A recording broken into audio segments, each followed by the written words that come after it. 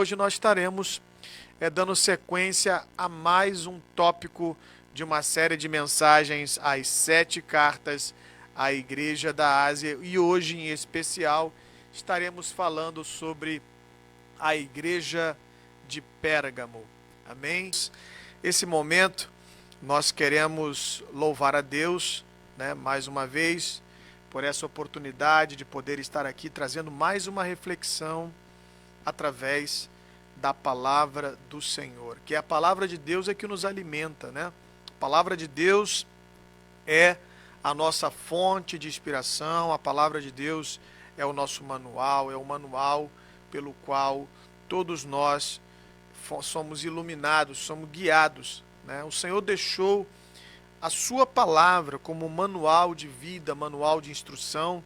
Então nós não estamos aqui perdidos na terra, O Senhor deixou mensagens para a sua igreja, o Senhor deixou mensagens para o seu povo. E essas mensagens que estão aqui contidas nas 7 cartas que foram endereçadas às 7 igrejas da Ásia, são mensagens muito atuais para a igreja do tempo presente. A cada carta endereçada a cada igreja refere-se a uma mensagem a um determinado tipo de igreja, a situações que estão acontecendo nesse presente tempo. Nós temos que tomar muito cuidado como igreja do Senhor Jesus Cristo, temos que tomar muito cuidado, nós como servos de Deus, no tempo que estamos vivendo hoje. Estamos vivendo num tempo de tanta sedução, estamos vivendo num tempo em que a igreja tem atravessado por muitos ataques, perseguições, seduções, propostas que constantemente somos tentados, somos levados pelo mundo. Então, é muito importante nós estarmos atentos ao que o Senhor tem a falar conosco nessa noite. Quero convidar você a abrir a sua Bíblia agora, no livro de Apocalipse, no capítulo de número 2, a partir do versículo 12. Livro de Apocalipse, capítulo de número 2, a partir do versículo 12, a terceira carta à igreja de Pérgamo. A terceira carta à igreja de Pérgamo. Vamos ler a palavra do Senhor. E ao anjo da igreja que está em Pérgamo, escreve: Isto diz o que tem a espada aguda de dois gumes, ou 2 fios. Eu sei as tuas obras e de onde habitas, e que onde está o trono de Satanás. E retens o meu nome e não negaste a minha fé. Ainda nos dias de Antipas, minha fiel testemunha, o qual foi morto entre vós, onde Satanás habita. Mas umas poucas coisas tenho contra ti, porque tem lá os que seguem a doutrina de Balaão, os quais ensinava Balaque a lançar tropeços diante dos filhos de Israel, para que comessem dos sacrifícios da idolatria e se prostituíssem. Assim também os que seguem a doutrina dos nicolaítas, o que eu aborreço. Arrependa-te, pois, quando não em breve virei a ti contra eles, trabalharei contra a espada da minha boca. Quem tem ouvido, ouça o que o Espírito diz às igrejas. E ao que vencer, darei eu a comer do maná escondido. E dar-lhe-ei uma pedra branca, e na pedra um novo nome escrito, o qual ninguém conhece, senão aquele que o recebe. Aleluia. Louvado seja o nome do Senhor, mais uma vez, pela leitura da sua santa palavra. Essa mensagem é uma mensagem de alerta à igreja atual. Porque Nós estamos vivendo momentos em que a igreja está titubeando. E quando eu falo a igreja, não estou me referindo à igreja local, mas à igreja nacional, à igreja mundial, à igreja transcultural. A igreja que está localizada em todos os lugares, em todas as dimensões. Estamos olhando e vendo um esfriamento espiritual, em que muitas igrejas estão divididas entre a ortodoxia e a heresia, que está dividida entre o santo e o profano, entre a verdade e a mentira, entre a santidade e o mundo. É triste você ver que muitas vezes nós olhamos para nós mesmos e podemos analisar que se nós não estamos dando o nosso melhor ou não. Quando você olha para dentro de você mesmo, você reconhece de que você já não é mais o mesmo de antes. É triste quando você constata essa realidade. A realidade espiritual, a realidade que mostra que nós poderíamos avançar mais, mas não estamos avançando. Poderíamos fazer mais, mas não estamos fazendo. Poderíamos ter mais intimidade com Deus, mas nós não estamos tendo. Eu quero trazer aqui uma realidade da cidade de Pérgamo. Porque a palavra Pérgamo significa casado. E o interessante é que a Bíblia fala que a igreja do Senhor Jesus Cristo é como uma noiva. É a noiva do Cordeiro, é a noiva de Cristo. Mas a noiva, ela precisa se ataviar para o dia da grande cerimônia. Ela precisa estar preparada, conforme aquela parábola que a Bíblia fala das 10 virgens, que 5 eram loucas e 5 eram prudentes. E as prudentes estavam preparadas para a grande festa, a festa nupcial. Mas tinha também as 5 loucas que não estavam preparadas. Então a igreja precisa ser imaculada. A igreja precisa ser fiel. Porque o mundo é a grande meretriz, a grande Babilônia, mas a igreja não. A igreja tem que permanecer santa. A igreja tem que permanecer fiel, tem que permanecer em santidade. Para que naquele grande dia, quando o Senhor Jesus vier para buscar a sua verdadeira igreja, a sua real igreja, nós possamos estar preparados para aquele grande dia onde nós nos encontraremos com o Senhor e assim estaremos para sempre com Ele. O grande Plínio chamou a cidade de Pérgamo como a cidade mais famosa da Ásia. Plínio foi um dos maiores historiadores romanos. Ele era um zoologista, um naturalista. Ele também tinha sido militar. Ele também tinha sido filho de um dos senadores de Roma. E Plínio, sendo muito respeitado na história, disse que a cidade de Pérgamo era a cidade mais famosa do Império Romano. A cidade de Pérgamo, ela foi capital da Ásia por cerca de 400 anos. Ela era famosa por ser também capital do reino Seleucida. Quando o grande Alexandre morreu, o seu império se dividiu em 4 partes, por 4 generais, e Seleuco era um desses generais. E a cidade de Pérgamo era a capital do reino Seleucida, em cerca até 133 anos antes de Cristo.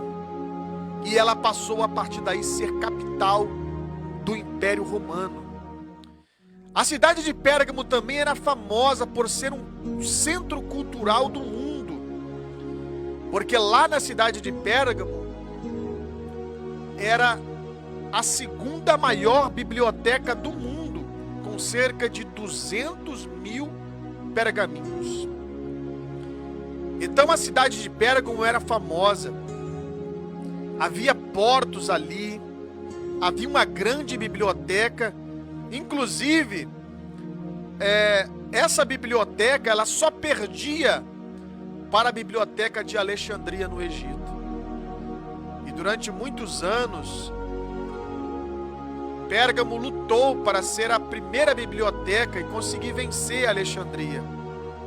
E então eles começaram a importar pergaminhos do Egito, pergaminhos não, papiros, porque até então não existia pergaminhos. Papiros era uma planta aquática que crescia à beira do rio Nilo e dali se extraiu o papel. Então toda a escrita daquela época era em papiros. E então a cidade de Pérgamo tentou exportar papiros do Egito com o objetivo de ser a primeira biblioteca mundial, porque ela era a segunda. Mas aí então, o rei do Egito, Ptolomeu, quando descobriu que Pérgamo tinha essa intenção, então ele começou a proibiu a importação de papiros para Pérgamo. Aí então Pérgamo começou a desenvolver um material muito mais avançado, que é o pergaminho. E por isso a cidade de Pérgamo se chama Pérgamo, porque foi de lá que desenvolveu o pergaminho. O pergaminho era muito mais superior do que o papiro, porque o papiro saía de uma planta aquática, enquanto que o pergaminho era muito mais resistente, porque era extraído do couro do animal, que era curtido e polido. A cidade de Pérgamo também era famosa por templos a entidades. Por exemplo, lá havia um templo dedicado a Zeus, que foi considerado naquela época como uma das 7 maravilhas do mundo antigo. A cidade de Pérgamo também havia erguido um templo ao imperador romano. E nesse templo, todos o reino, todo o súdito, todo o império, senadores, pessoas públicas e pessoas de prestígio eram obrigadas a ir ao templo dedicado ao imperador e ali dedicar as suas homenagens.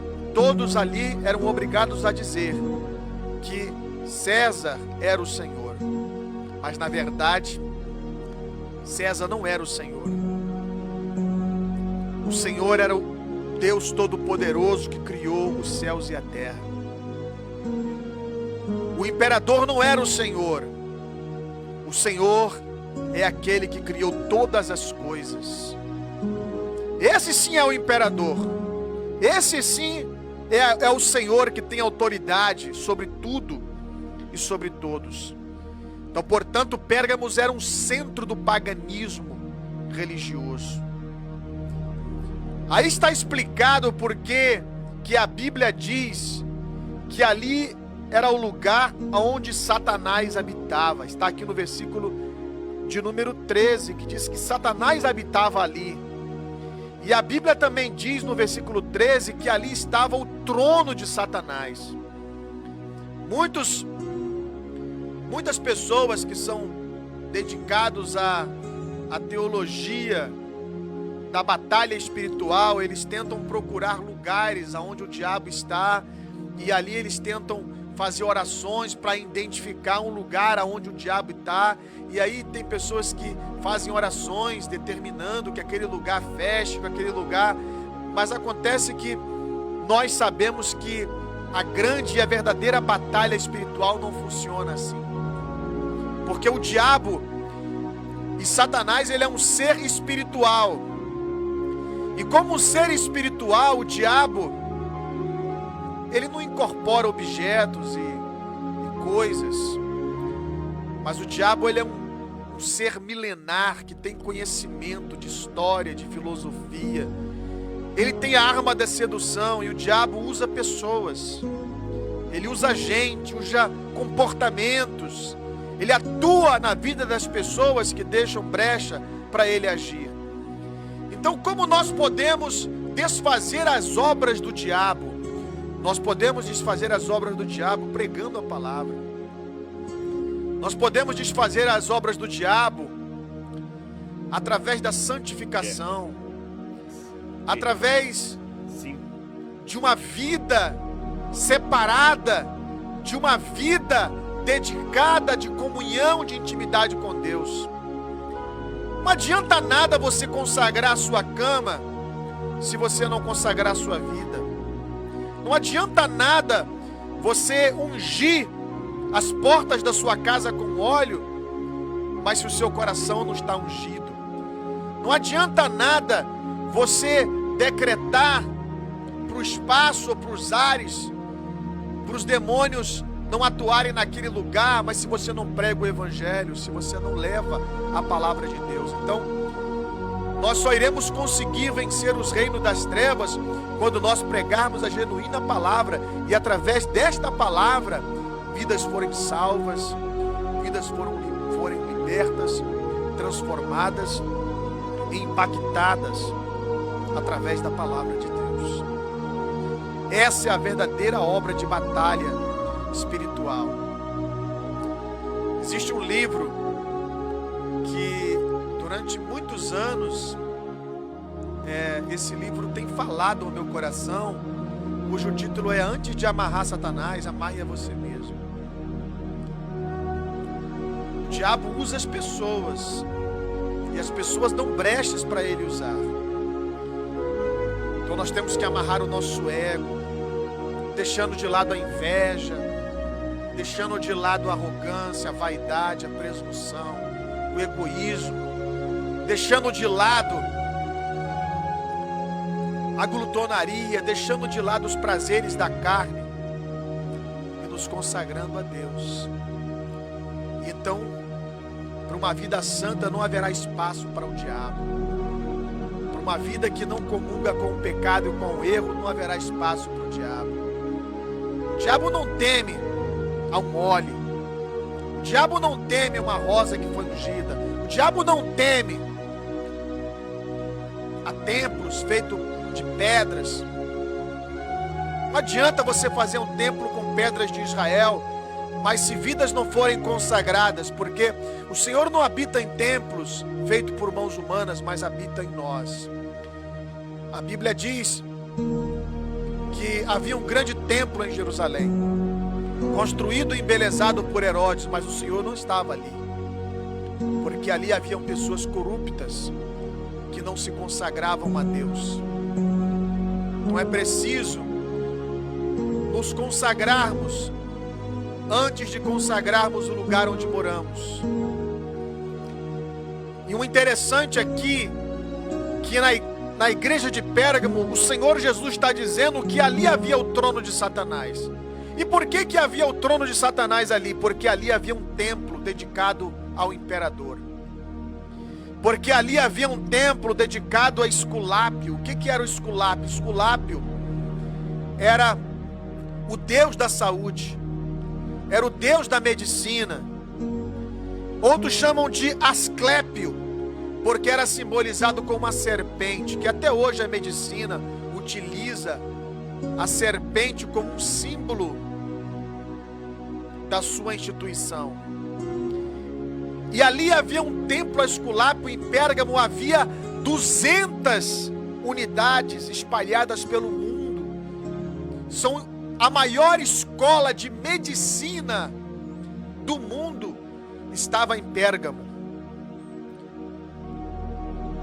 Observa bem que essa cidade era uma cidade totalmente pagã. E que isso significa? Que aonde Deus não é exaltado, ali está a habitação do diabo. Nós estamos vivendo momentos onde pessoas, ao invés de buscar a exaltação de Deus, buscam a sua própria exaltação. Irmãos, nós estamos vivendo épocas críticas da igreja, onde nós estamos observando cultos a personalidades.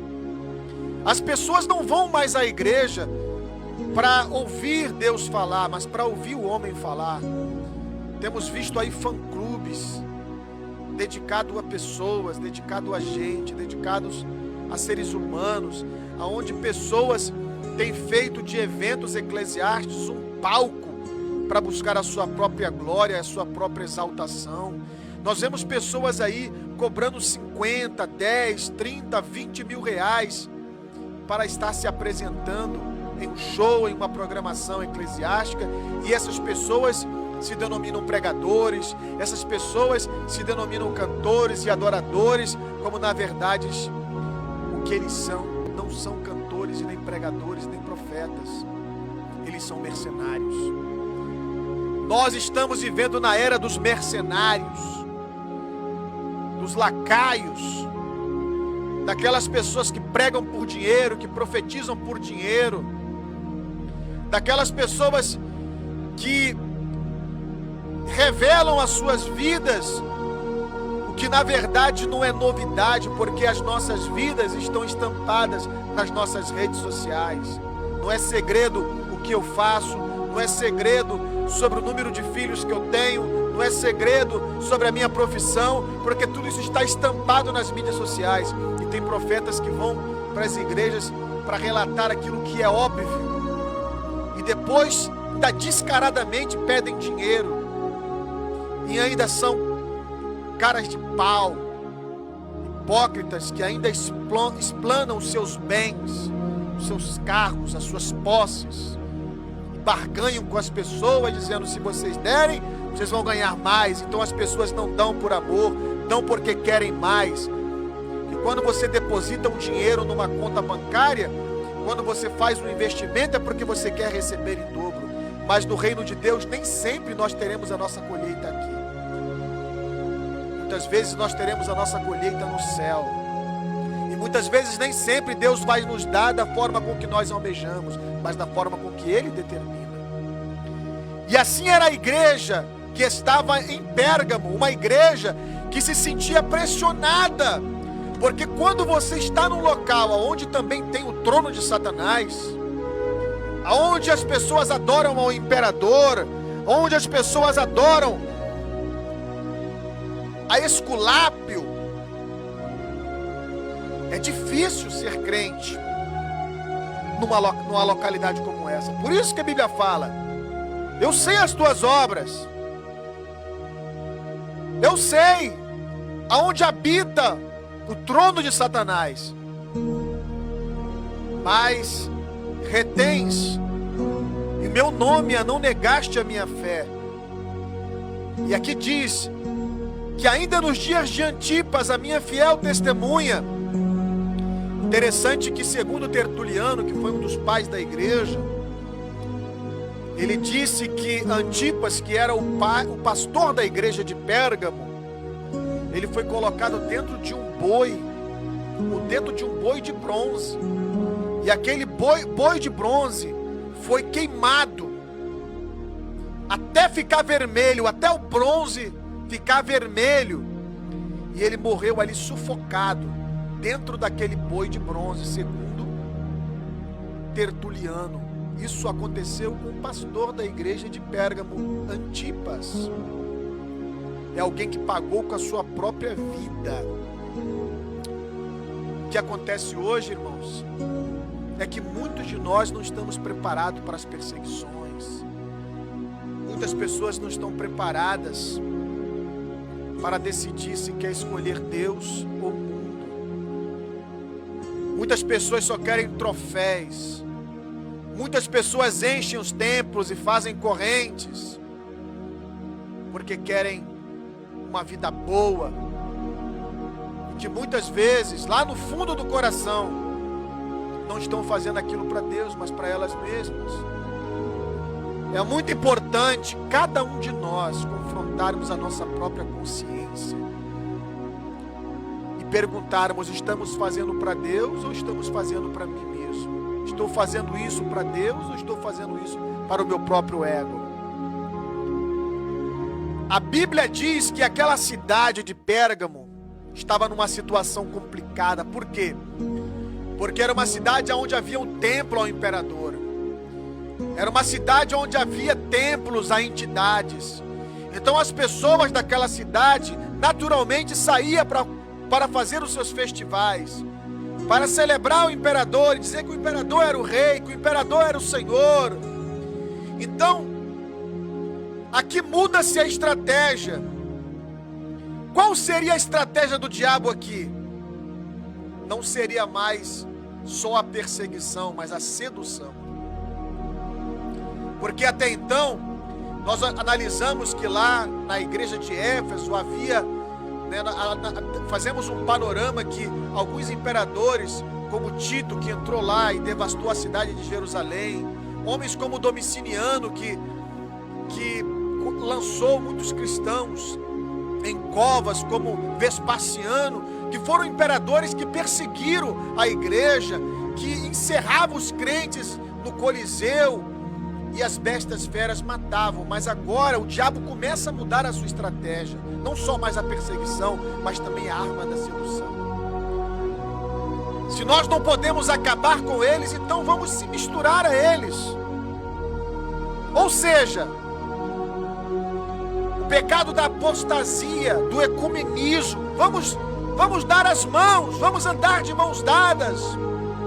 Enquanto o Senhor Jesus disse aos seus apóstolos: não se iludem, o mundo me odiou e também odiará vocês, porque eles também foram contra os profetas no Antigo Testamento, que profetizaram a verdade e transmitiram a palavra de Deus.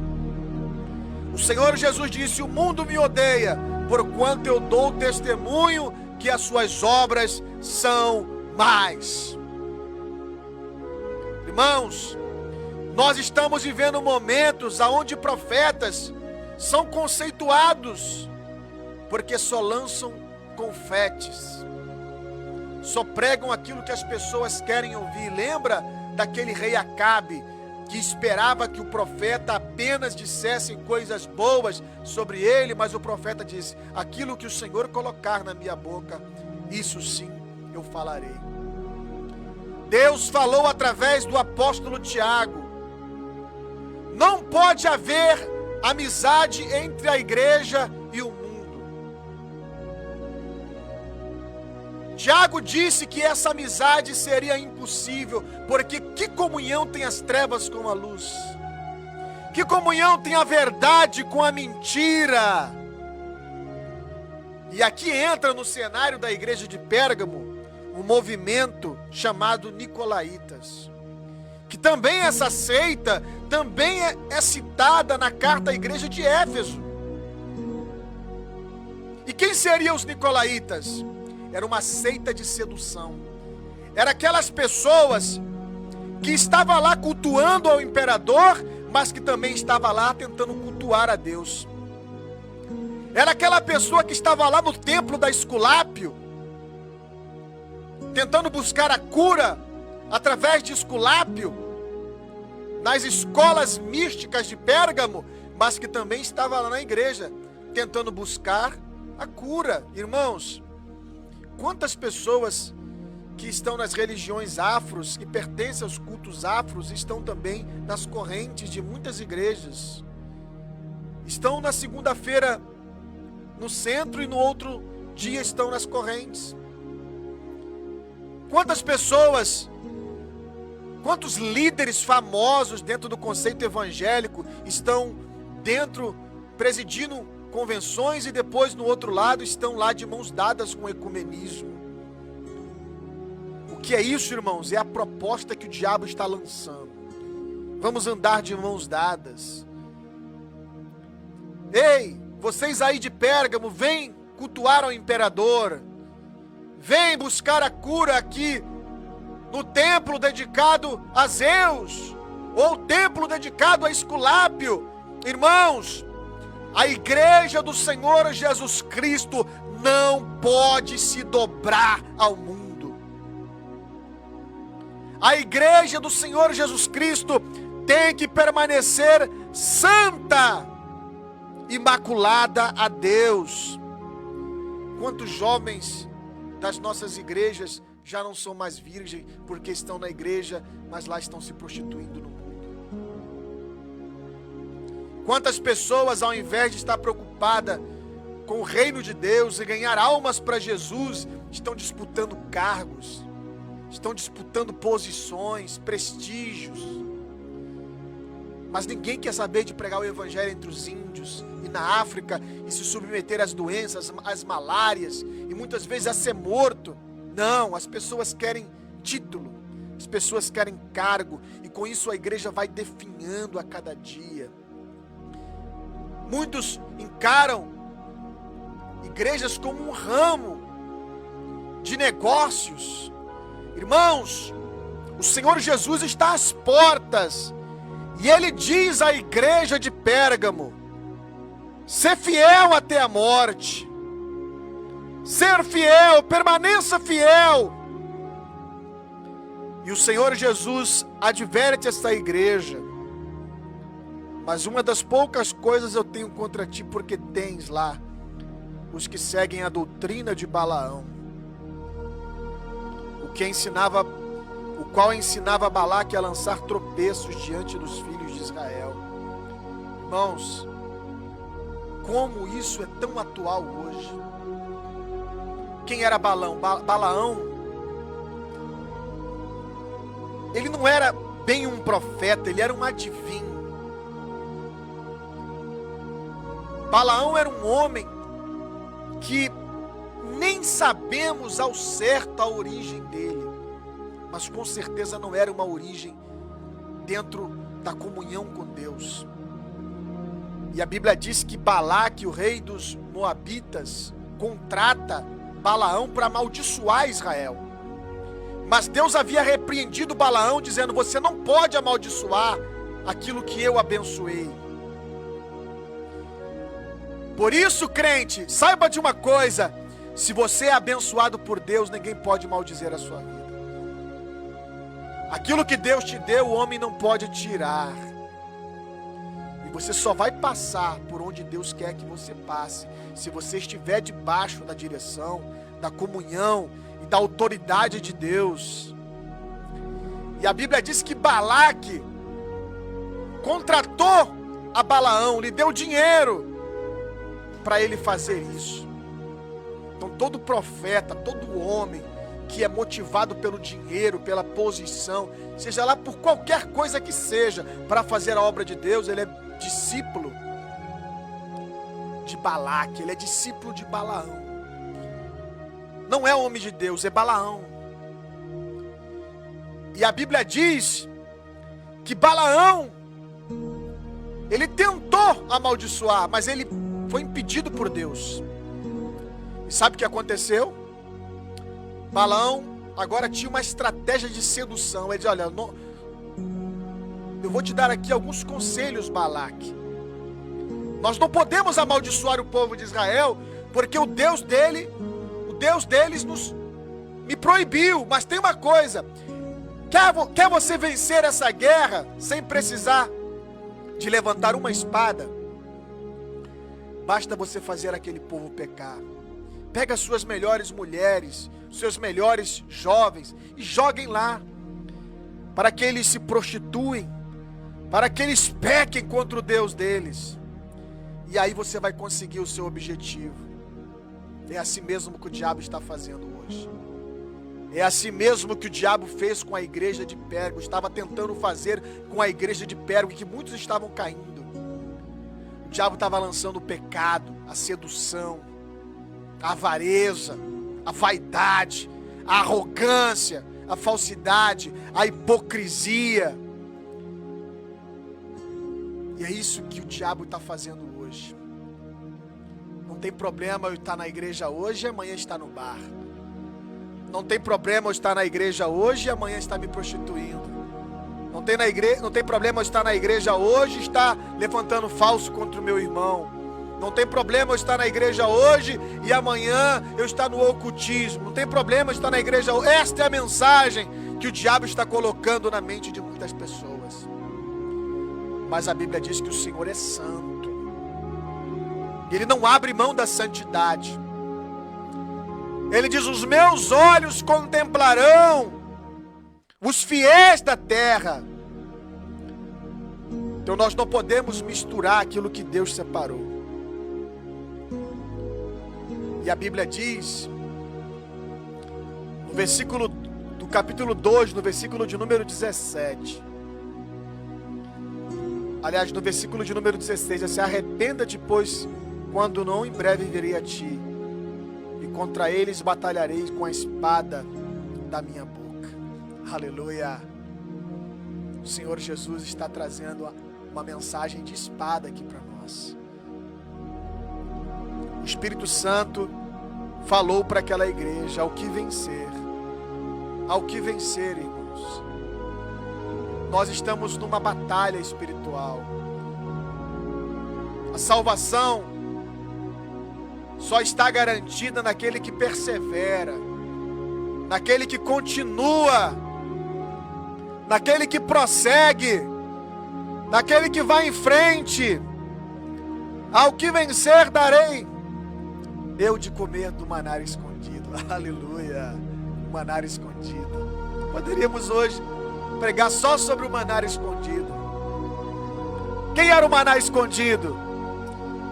O maná escondido é o próprio Senhor Jesus.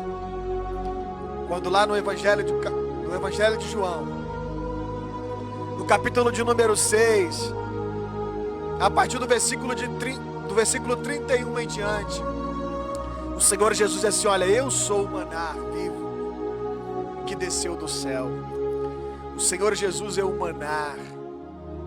A Bíblia diz que quando o povo de Israel estava no deserto, o Senhor Deus fez maná cair do céu para alimentar o seu povo, o povo de Israel. Então Jesus é o nosso alimento, é o nosso alimento espiritual. Jesus é o nosso combustível. Por isso, nós não temos que olhar nem para a direita nem para a esquerda. Olhe para Jesus. O texto diz: olhando para Jesus, lá na carta aos Hebreus, no capítulo 12, que é o autor e consumador da nossa fé. Temos que olhar para Jesus. Não olhe para aquela pessoa que está te magoando, para aquela pessoa que está te ferindo. Eu vou entregar o cargo, eu vou sair da igreja, eu não quero mais saber disso. Olhe para Jesus. Olhe para Jesus, porque o texto diz assim: ao que vencer darei eu a comer o maná escondido. Por que o maná está escondido? Porque esse maná não é para todos, não é para qualquer um. O maná está escondido porque só é para os fiéis. O texto diz: ao que vencer. Ao que vencer. Estamos numa guerra, estamos numa batalha. E o maná escondido será dado aos que vencerem. E o texto diz assim também: e dar-lhe-ei uma pedra branca, e na pedra um novo nome escrito. Essa pedra branca, irmãos, representa o convite à salvação, o privilégio de ser salvo. A Bíblia fala que as 12 tribos de Israel eram representadas por 12 pedras que estavam ali estampadas no peitoral do sacerdote. E a Bíblia fala das 12 pedras lá no livro de Apocalipse. Então aqui o texto está falando de uma pedra branca, uma pedra a qual um novo nome, não o Davi Valcácio, não o Valcinei. Davi é um nome feio relacionado ao nome que nós teremos lá. O seu nome é um nome feio, você vai ter um nome muito mais bonito, um nome eterno. E a Bíblia diz que esse nome ninguém conhece senão aquele que o recebe. Coisa linda isso. Oh, aleluia! Louvado seja o nome do Senhor Jesus. Estou sentindo aqui a presença do Senhor tão marcante aqui. Coisa linda, irmãos. Coisa linda é a gente sentir a presença do Senhor Jesus. Irmãos, a vida não está fácil para ninguém. A vida não está fácil para ninguém. Quando você se propõe em servir a Deus, quando você se propõe em fazer a vontade de Deus, o diabo se levanta. Muitas vezes se levanta dentro da sua casa, se levanta lá entre o seu vizinho, se levanta no seu bairro, no seu trabalho, se levanta até na igreja onde você serve. O diabo está em todo canto, irmãos. Ele é um exímio soldado e conhece muito bem de estratégia de guerra. E ele estava tentando seduzir a igreja de Pérgamo. Mas a palavra de Deus diz que o Senhor diz à igreja: arrependa-te, quando não breve virei a ti. O Senhor está dizendo para você aqui hoje: se você está em pecado e cometendo algum erro, arrependa-te. Se volte para Deus. Não importa onde você está agora, não importa qual seja a sua situação, se volte para Deus. E eu tenho certeza que Deus tem poder de mudar a sua vida, de restaurar a sua vida para sempre. Se essa mensagem falou ao seu coração, entra aí na página da nossa rádio ADMC no Facebook e compartilhe, irmãos. Compartilhe para que essa mensagem chegue a mais alguém.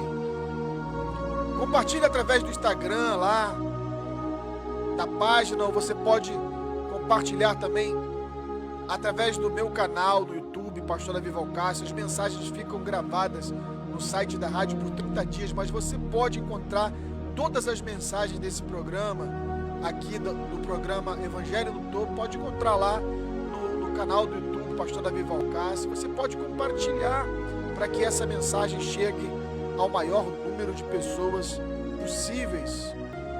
Não importa, quem sabe você é como um membro da igreja de Pérgamo, está se sentindo tentado pela sedução dos nicolaítas, pela sedução do império, pelo templo dedicado a Esculápio, ao imperador. Nós estamos vivendo numa era de sedução.